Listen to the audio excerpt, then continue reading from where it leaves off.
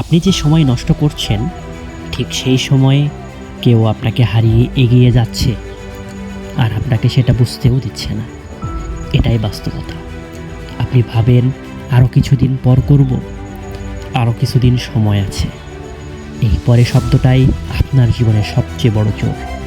এটা ধীরে ধীরে আপনার স্বপ্ন, সুযোগ, এনার্জি সব কিছু চুরি করে নিয়ে যায়। ঘড়ির কাঁটা আপনার জন্য কখনোই অপেক্ষা করবে না।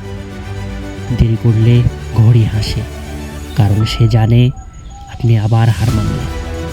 সোজা কথা, যে মানুষ সময়কে অবহেলা করে, সময় তাকে ধ্বংস করে দেয় শান্তভাবে।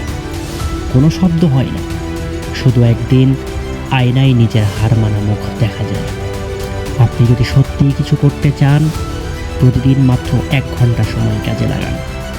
নতুন কিছু শিখেন, কিন্তু এই 1 ঘন্টার জন্য নিজের আলসেমি, অজুহাত, ভয়কে গলা টিপে ধরতে হবে।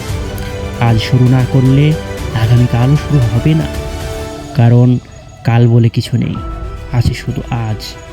এখন সিদ্ধান্ত আপনার, সময়কে ব্যবহার করবেন নাকি সময় আপনাকে ধ্বংস করে দেবে ধীরে ধীরে চুপচাপ।